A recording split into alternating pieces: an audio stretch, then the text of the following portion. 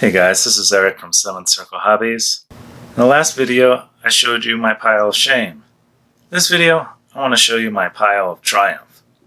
My triumph pile? Hashtag triumph pile.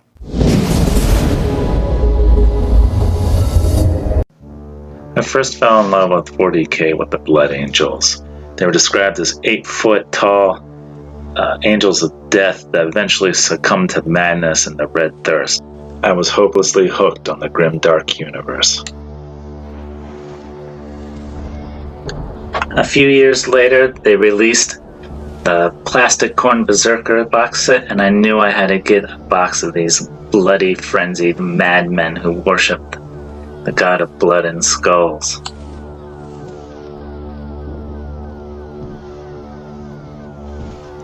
This is the first army that I really spent a lot of time on converting, cutting hands, moving things around, and really just having fun with my imagination. I didn't really know the lore of the game. I think I have some Dark Eldar and Space Wolf figures I just threw together. If they had an axe or blood and looked like they could chop you to bits, it went into the army.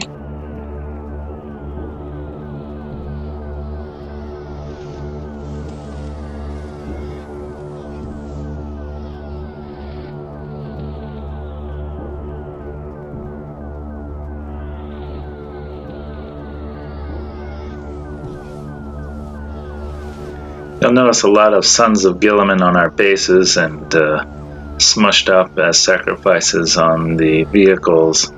My buddy Rick was a big Ultramarines collector, and he taught me how to play the game, so I gave that in honor of him. At the time, Rhino Rush was a popular meta tactic, and it was just very difficult to beat that army. Played it for a few years, and then my buddy got me into Warhammer Fantasy, and I think Mordheim came out around this area. So I really wanted to try something different and learn how to do wheel movements. If any of you guys are old Warhammer Fantasy players, it's quite a different take from Warhammer 40K, and I really enjoyed it. Then I really turned to the dark side. I had done 2 close combat armies, and I moved to the Tau when they were released around 2001, 2002, and I was really proud of this army. I really spent a lot of time learning how to try and emulate the edge highlighting, GW style of painting.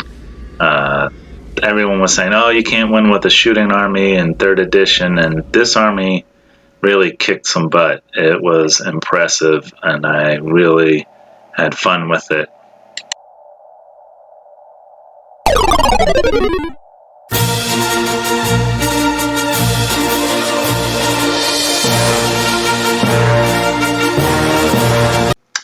Then there was about a 10-year period in my life where I had no hobby time. I earned my degree, met my wife, got married, had kids, and I fell out of the GW. But during those 10 years, I heard voices in the dark to return back to the first passion. That was the Chaos Gods. The Legion was based off of the concept of the Oathbroken, which are Chaos Space Marines who have fallen out of favor or have failed at some mission, so that even the Chaos Gods have turned their back on them. And I really love this idea of a broken, desperate band scavenging for survival, trying to get back in the grace of the gods' favor, and that aesthetic really appealed to me. The Renegade box set came out around 2016, 2017, and I knew I had to pick up some knights and convert them to the Chaos Gods, and Khorne was the first one. Then they released an awesome update to the Bloodthirster model. I was back to my old patron, and I really enjoyed taking my time with these models and really trying to make them as painted as well as I could get them. I also took my time refining my basing techniques. I used Sculpey, roller pins, and other pieces to really make these models stand out above their paint job.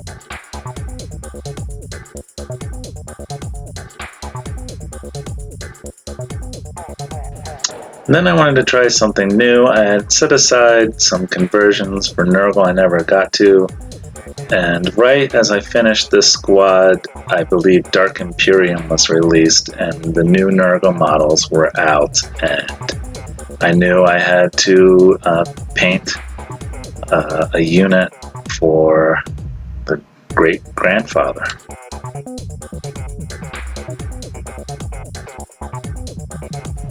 Wasn't really happy with my first early attempts with the Dark Imperium box set. I thought they were too clean. It didn't really look Nurgle enough. So I went back to the drawing board and decided I was going to try some new techniques out. So I remember I saw a video a year or two earlier that involved enamel paint and chipping medium, and I thought if I'm ever going to grow as a painter, I would try something different. Raskagoon, I don't know how to say his name, but YouTube Grimdark Compendium, and you'll find a link to some of his stuff. A really excellent painter. He really inspired this portion of the army. So I've been having fun with this the last couple of years, slowly adding to my collection.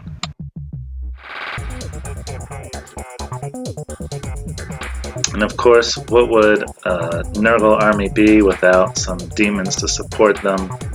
The Great Unclean One was probably one of my favorite models to paint next to the Bloodthirster recent memory. These demons were all fun and fast. I have a link for a tutorial to show you kind of the skin formula I use. If you're interested, you can click on the video above. And here it is, the entire Chaos collection, minus a couple rhinos on the other table. I couldn't fit everything on a 4x6 workbench.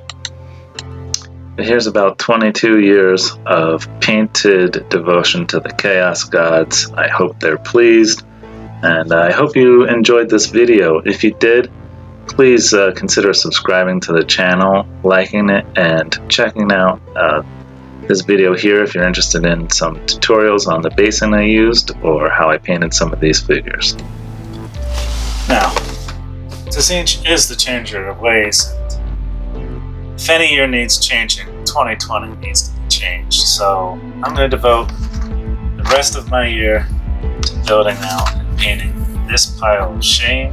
I'm going to make some demon princes, paint up some demons to go along with them. Some exalted sorcerers to make. 4 boxes of Rubric Marines.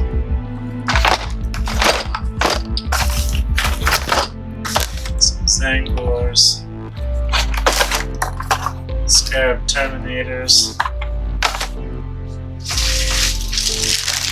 Mess with these guys.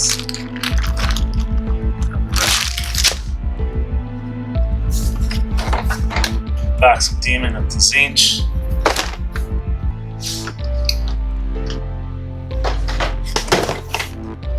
Lord of Change. And what would a collection be without the big guy himself? Magnus the Red. So, I have my work cut out for me. I hope you stay tuned. I'll be working on this and various other projects. Thank you guys for watching and subscribing, and I hope to continue to build the channel.